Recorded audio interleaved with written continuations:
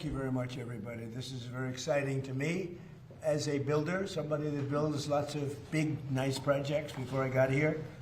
And we're doing some of the best in the world right now. This is all about the Dulles Airport remodeling. It's considered one of the worst airports anywhere in the world. We're going to make it maybe the best with some hard work and some good thought process. But thank you for being here as we unveil exciting plans for a major and long overdue renovation and reconstruction of Washington's really horribly thought of Dulles International Airport. I want to thank Secretary of Transportation Sean Duffy. He's fantastic. He's doing a great job, including having to do with the safety of airlines and getting in with the control towers and all new equipment that we'll be ordering in the not too distant future.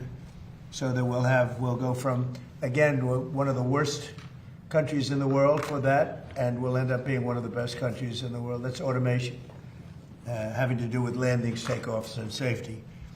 But for his leadership at this important project, and that's the Dulles project, thanks as well to the CEO of United Airlines, Scott Kirby. Thank you, Scott. CEO of the Metropolitan Washington Airports Authority, Jack Potter. Thank you, Jack. And we've developed a great relationship with them. We're going to make this something special. As well as a member of the Airports Authority Board of Directors, Trent Morse. Thank you, Trent. Thank you very much. Dulles Airport is the primary international gateway to our nation's capital, which is now one of the safest cities in the country. It's one of the hottest cities in the country. We are the hottest country in the world. But our nation's capital has made tremendous improvements in the last year and a half since we got here. Crime is down by 84%. We've removed almost 8,000 career-hardened criminals. And amazing statistic, 2% of the people cause 91% of the crime. And we can handle that really easily. So they've done, I just want to thank our great National Guard and the Metropolitan Police and others that worked with us. But the job in Washington, everyone's talking about. I can also say, if you look at Memphis, Tennessee, where crime was rampant, and it's down now 71%, and it'll go down still further. And Louisiana, New Orleans, the governor called, he said, we need help. And we gave him help, and the crime is down 72%. And they just finished Mardi Gras, and they said it was the safest Mardi Gras on record. So we have a modernization of Dulles that's sorely needed. Last year's J.D. Power ranked Dulles 23 out of 27. That's a very bad ranking. Large airports nationwide, so it ranks at the bottom of the list, just about the bottom of the list. After an extensive review of more than 30 proposals with the top architects anywhere in the world, and I was involved with Sean and with a lot of other people, actually, but Scott was very much involved, I can tell you. But we are announcing plans to add more than 5 million square feet of new or renovated space. We'll replace the current C and D concourses, which are basic disasters, all the while preserving the iconic original terminal. That is one of the great architects of the world did the original terminal, and it was very, very important that it be left. That's one of the reasons. It was both an asset and a liability. The liability is that nobody wanted to build anything near it, and people had to walk crazy distances, and it's no good, not acceptable. So we've addressed it all, and we have a plan that's going to be phenomenal. But we're going to replace the C&D concourses and preserve the iconic original terminal that first made the airport an architectural landmark. So it's going to be something you can sort of see a little example of it right here. That's your front. On the other side of the street, we're building a massive 9-story, 8-story, 10-story, we're not sure yet, but we're building a parking garage that will be right next to the terminal. You'll walk right across the street, and you'll have a glass bridge, a number of glass bridges that will go right into the terminal. Right now, you have to walk so far. You have to walk blocks and blocks to get to the terminal. And we have an empty site right directly across the street that nobody wanted to tinker with, which was crazy. So we're going to have a magnificent garage. What would you say, Sean? How many cars? 32,000 parking spaces. 32,000. It'll be actually the largest garage in the world. 32,000 is big. Mostly above ground. We don't like down. People don't like going down underneath. Mostly above ground. It'll be beautiful. but a central walking tunnel and a new air train connections will provide travelers with easy options. Really, it's an impossible airport. You get off a bus, you go into a train, you get from a train, you get onto another bus. It's a worse airport. This plan also includes expanded options for parking, modern check-in areas, more efficient security screenings, hotels, et cetera, et cetera. Could have a beautiful hotel right on the property, but further away so that we can give the good location, frankly, the best location, to parking. So people literally will be able to park their car and walk 15 yards and they'll be in the terminal. In addition, many of the new restaurants and shops will be added, including plans for one of the largest United Polaris lounges anywhere in the world, and it'll be a beautiful level of luxury. This transformation is another step in our ongoing efforts to make Washington, D.C. safe and beautiful again. The safety aspects, both in terms of the airlines and in terms of crime, are unparalleled for what we're doing. For years, the United States has watched other major cities around the globe welcome travelers with grand and modern airports, yet the last major airport built in the United States was Denver in 1995, and it hasn't gotten very great reviews. That's more than 30 years ago, so we're doing something with Dulles that's going to make it, I think, the top, maybe the top anywhere in the world. And by the way, Palm Beach is going to be one of the top too. Palm Beach is going to be incredible what the plans are. The people, Joe, and all the people working in Palm Beach that have done such an incredible job. That's going to be an unbelievable airport very shortly. So it's time to ensure that the United States has the greatest airports anywhere in the world, and we're starting right here with the capital city. And you can see just before Sean goes up, if you take a look, this is only showing the terminal in one rung, but you have numerous of them. You have here, here, here, and you have a spine coming. Here's your main entrance. You have a spine coming right through the building into these massive ports. Now, the planes won't have to be bothered because we drop down a little bit and our walkway is underneath. We have systems, walking systems that go very quickly, or you can walk because it's very close. But this is it. So you enter here. You have a parking garage, which will be built right here. This whole thing is parking garage. Probably 32,000 cars. That'll be a world record. And very convenient. And then you'll have glass tunnels that go into the airport right from here. So you'll be one story above. This road stays, beautified and stays. We keep this is your landmark. This is all new. This is your first tunnel, and then you drop down from there on. And so that when you have the planes, we'll be able to go right across without having to go back, make turns or anything else. It's going to be amazing. It'll be one of the largest airports anywhere in the world, and I think it'll be actually one of the most efficient and the best. So I'd like to ask Secretary Duffy to say a few words, and then Jack Potter, and I'd like to welcome a very great gentleman to our midst, Jensen Huang, who's here someplace, and he's, if we can do with an airport like he does with CHIPS, it'll be the greatest airport anywhere in the world. He looks at this problem as being a very simple, problem to solve because his chips are a little bit more complicated. But it's important that he's able to travel nicely along with everybody else. And right now, this is not a very good airport. We're going to make it a great airport.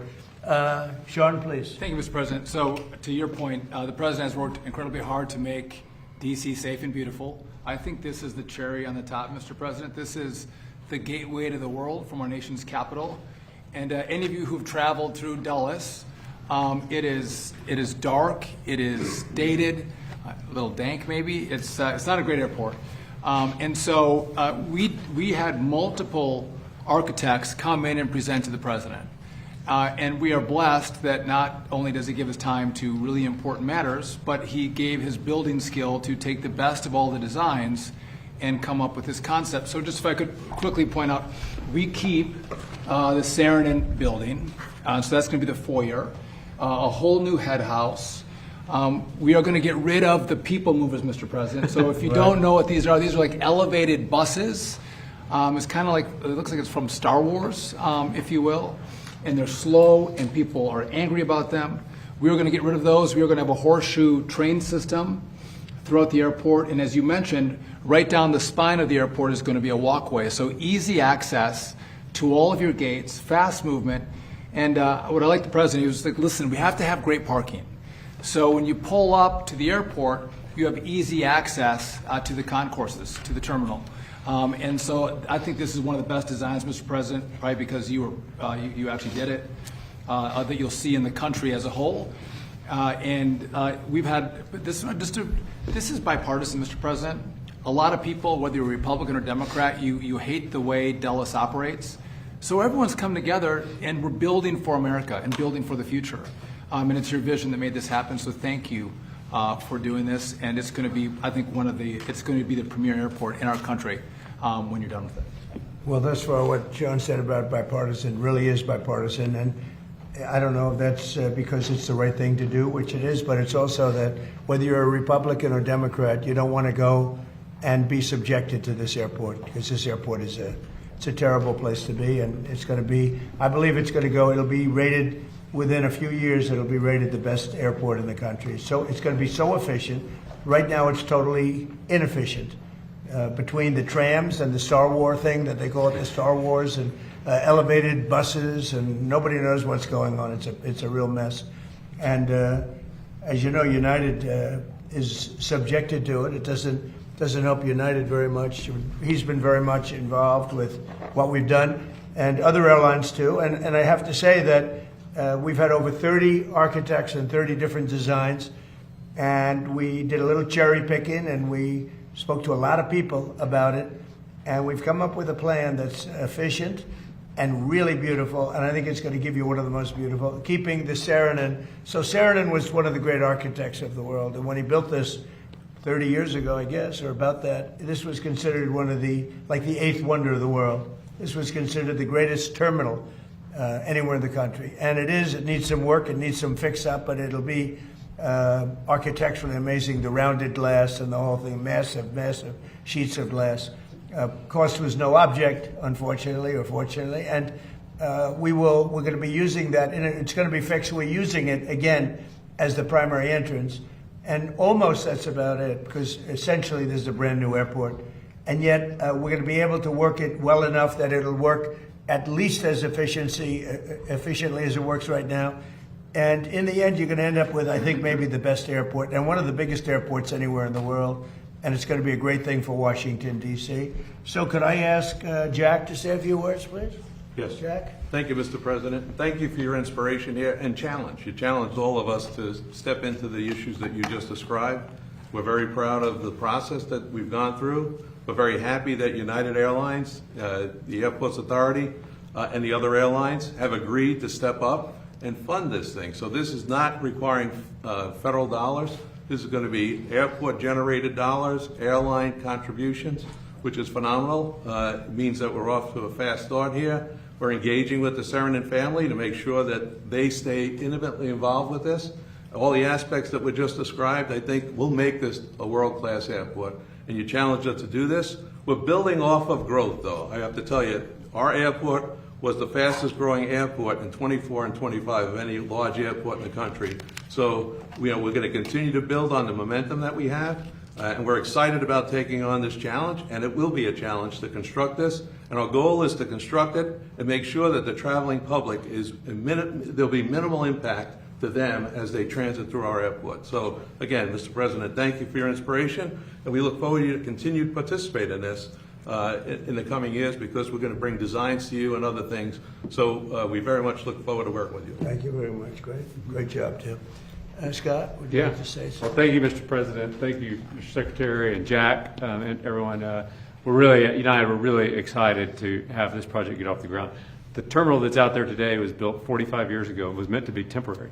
And so I've spent my whole career at United Airlines waiting for this day, and all the people of United Airlines have spent even longer waiting for the day that we could have really the best airport in the world. And this design is one that works great for the airline. The President talked about how it works great for on the outside for the airline, but it's going to be a beautiful airport inside for customers. It's something that all of us at United, but really all Americans will be able to be proud of, having an airport when people come into the capital that really represents what the United States of America stands for. So I'm proud of it as a CEO of United, but proud of it as an American as well. That's right. It's going to be a great one. Thank you. Thank you for your help. And Trent, would you like to say something? Yeah, thank you, Mr. President, for your leadership on this. On behalf of the MWA board, this is something that everyone's tried to do for decades, and no one's been able to get it done. And without the president's leadership on it, we'd be back in square one. So thank you for your leadership on this project. Thank you to United and the Department of Transportation for moving this along as quickly as possible. One of the things that is interesting, they were going to build this over a 60-year period. They were going to start with a little section here, a little section there, and that wouldn't have worked. It wasn't a design like this, but it wouldn't have worked. So we're doing it all at one time. It'll all be completed, and it'll be beautiful, and it'll be something very special.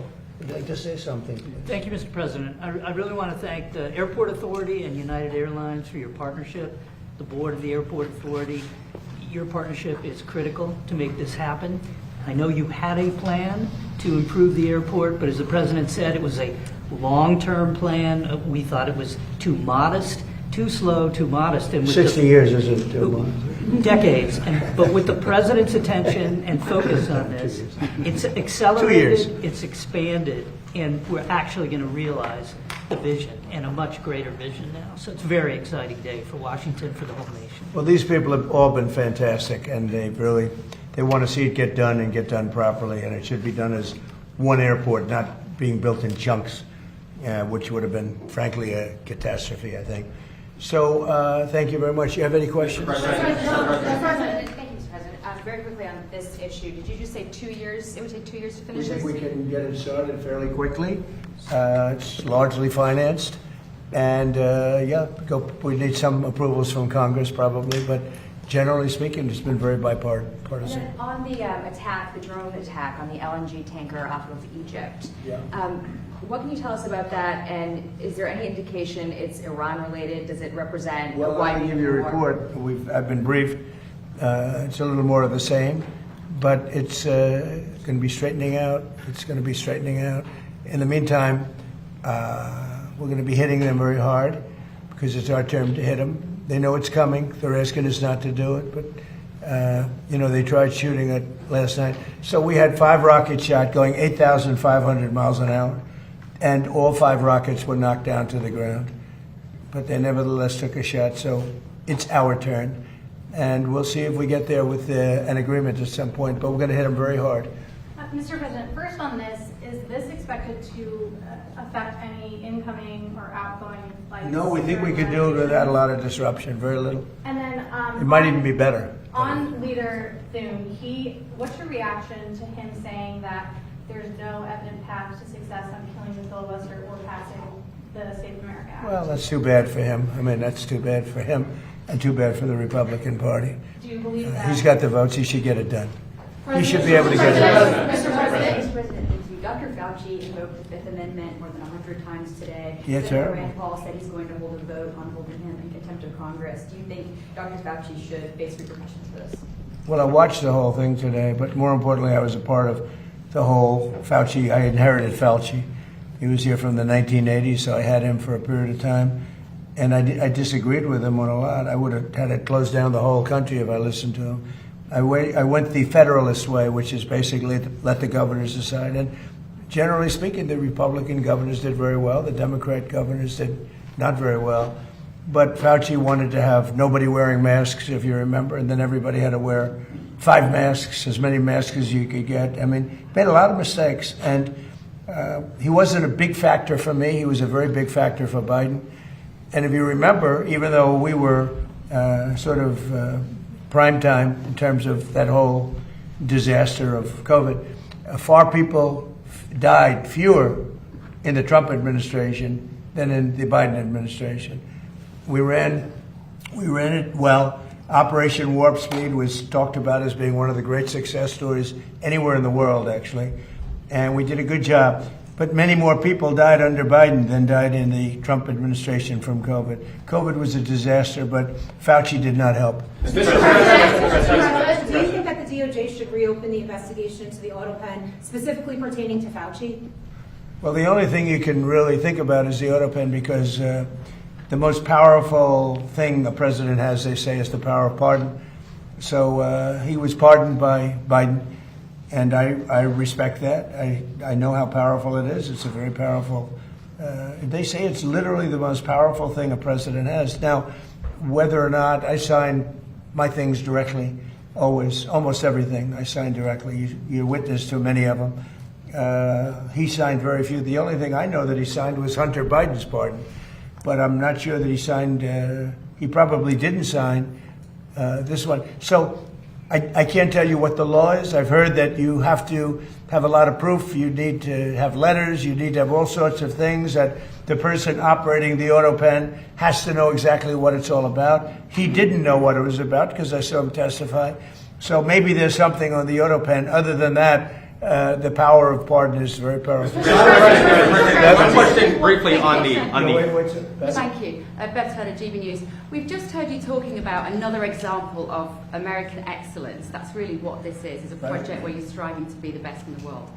As a Brit, that's really striking to me. You've had a couple of weeks to get to know our new Prime Minister.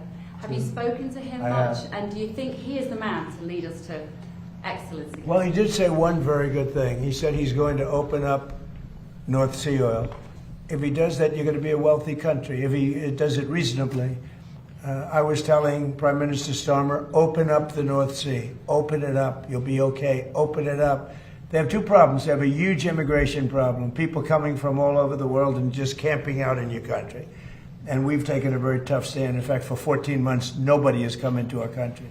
Zero, which is almost hard to believe, but that's what the report says. Our borders become very strong, and your border is very weak. He's got that problem, and he's got energy problem. He's got windmills all over the place, and anytime you see windmills, you see a failing country, and they're made in China, not used by China, but they're made in China. And you have a thing called the North Sea, and you buy a lot of your energy, as you know, from the North Sea. You buy from Norway. And Norway gets it from the North Sea. They get their oil from the North Sea. And Norway's got trillions of dollars in the bank, trillions.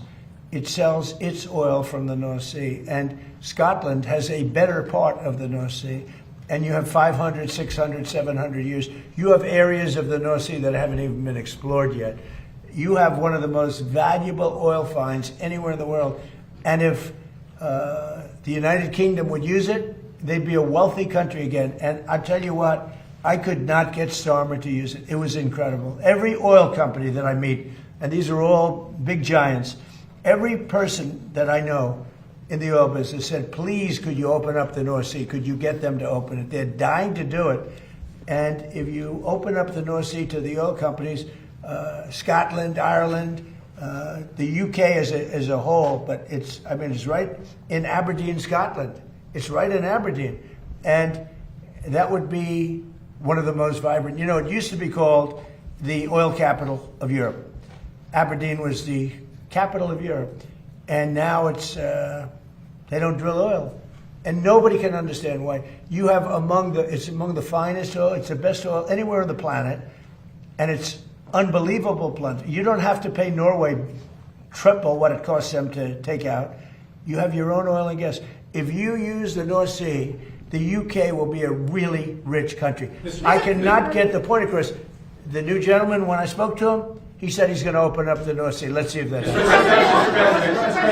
The Fed today voted to keep interest rates unchanged. Are you surprised by that? Are you disappointed in any way with Kevin Warsh and not being able to corral Fed members? Yeah, Kevin's got a board. He's fantastic. He's a brilliant guy, smart. I know he'd love to see lower interest rates, but he's got a board, and it's a political board, and they want to keep rates up. But we fight through rates. We have the strongest investment ever made in a country, of any country. It was China about 13, 14 years ago. We have far greater, 19.2, even Jensen would say that's a lot.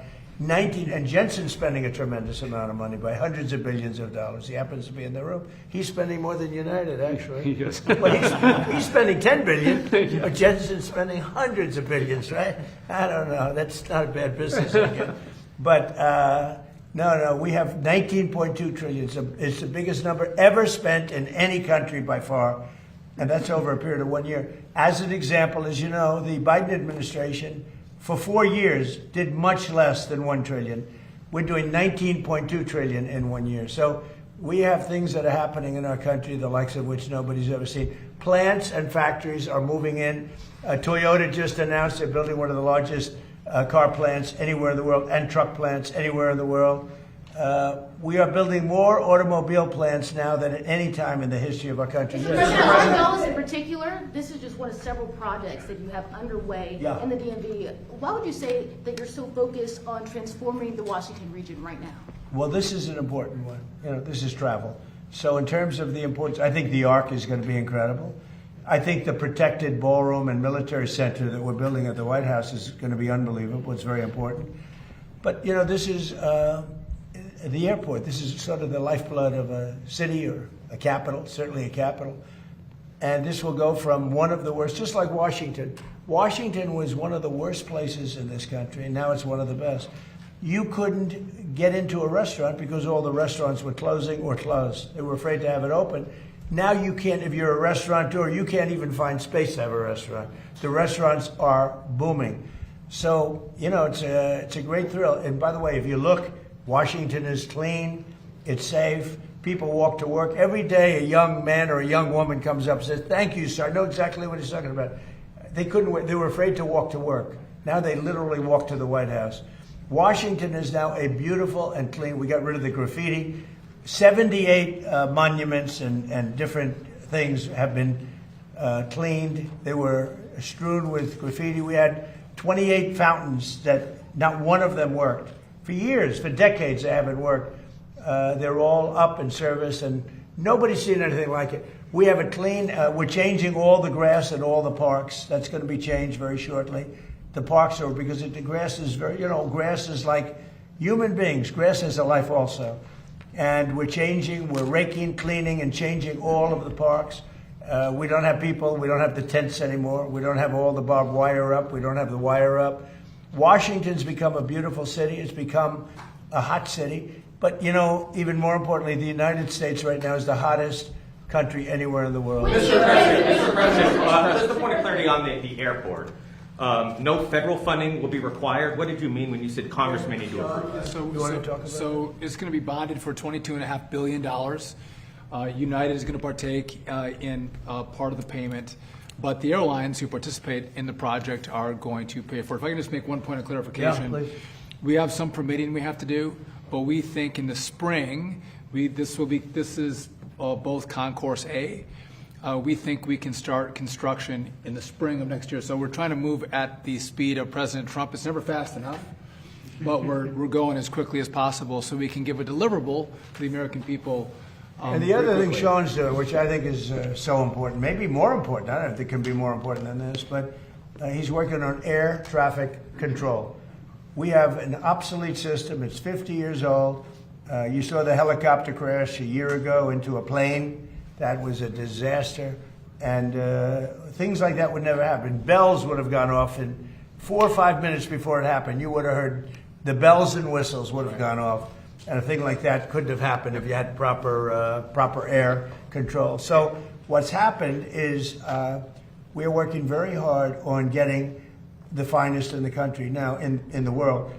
We've examined the systems of almost every good country in terms of air traffic control all over the world.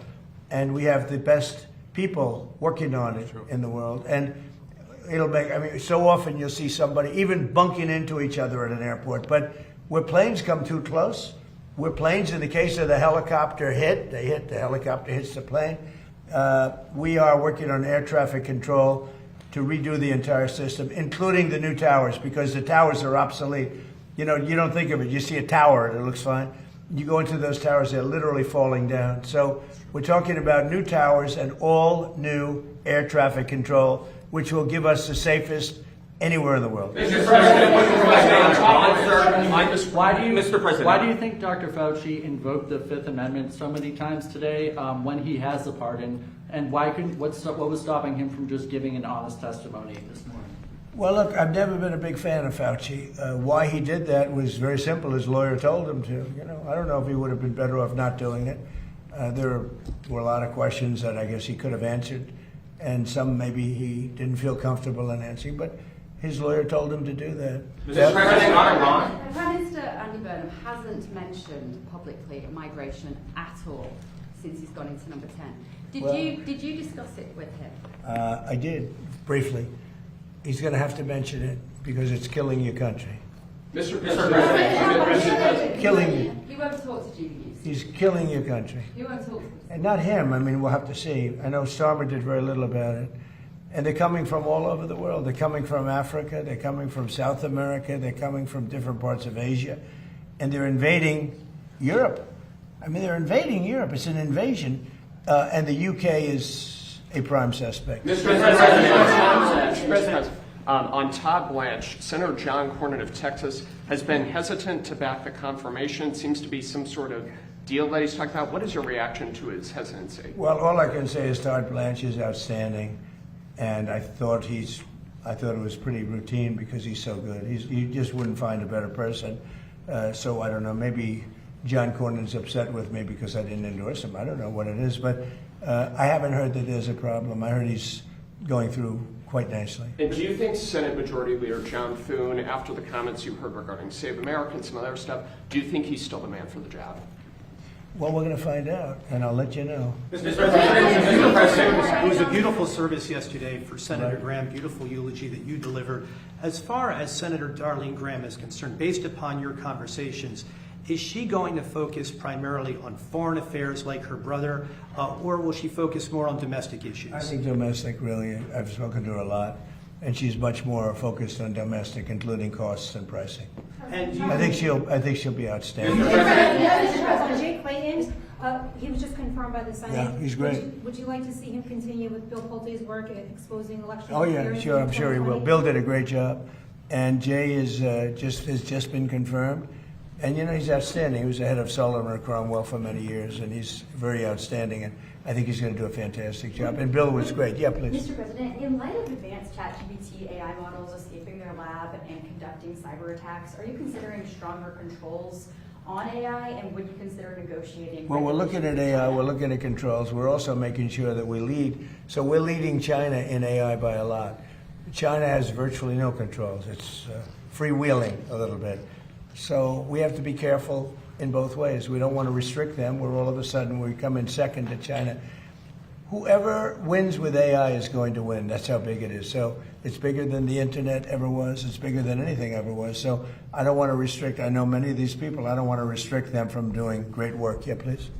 Under what scenario do you see Iran attacking U.S. installations and personnel overseas and you withdrawing? Or Oh, I don't see that. No, we're not. No, we're gonna hit them very hard.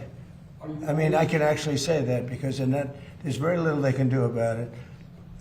It was a different group than we're dealing with.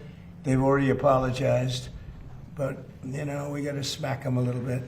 Mr. President, are you going to hit back when they strike? Will I always hit back? Yes. Pretty much. Yes. Mr. President, just want to point clarity on that, sir. Is that in response to the attempted ballistic missile strike on Jordan last night? When you say it's our turn to hit back? Yeah, I think more so that, because it was another smaller event. But no, they sent 8,000-mile-an-hour missiles at us. And fortunately, we had our people operating the greatest equipment in the world, namely the Patriot system. Think of it, 5 missiles going 8,600 miles an hour, big ones, coming right at us, and all 5 were shot down. How about that, right? Pretty good. Nobody else could do that but us, yeah. How was your meeting with President Volodymyr Zelensky yesterday? It was good. Do you see a time scale for getting No, that? it was good. Look, he's out doing his thing. I'd like him to end the war. So it's very simple. I get along with both.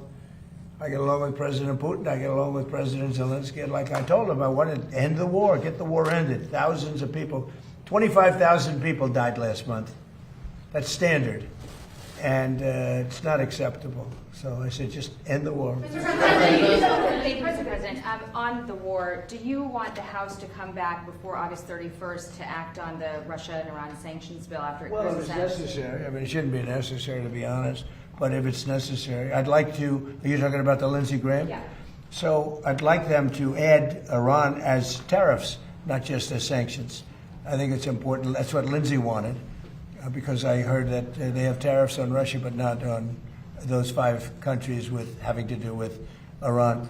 I'd like to see tariffs on Iran. It would make it much stronger. So perhaps you're very good at this. You can maybe tell them. I think they should put in for Russia, but I think they should put in for Iran. And that's really what Lindsay wanted. Yeah, And on Iran, one more, sir, sorry. And good job at the dinner the other night. Thank you. Did a great job. Thank you, I appreciate that. President Xi told you that China would not give or sell Iran any weapons. And there's a new report that Iran's about to get 400 rocket launchers from China going through Pakistan to Iran. Well, that would be surprising. I mean, things like that happen, but that would be surprising. He told me very strongly he wouldn't partake, and he knows I'd be quite disappointed. Yeah, please. Mr. President, And he's coming here, I think, on September 24th. two questions. First, we're coming up on the 25th anniversary of 9/11, and a good number of 9/11 families have called on New York Mayor Zohran Mamdani to not attend a number of these memorial services. What are your thoughts on that? Well, I think they're having a hard time with Mamdani. The people having to do with anybody having to do with 9/11 right now, on the victim side, and there are a lot of them, they're very unhappy with what's going on in New York, and they're very unhappy with the mayor. I understand that. Yeah, please. Thank you, Mr. President.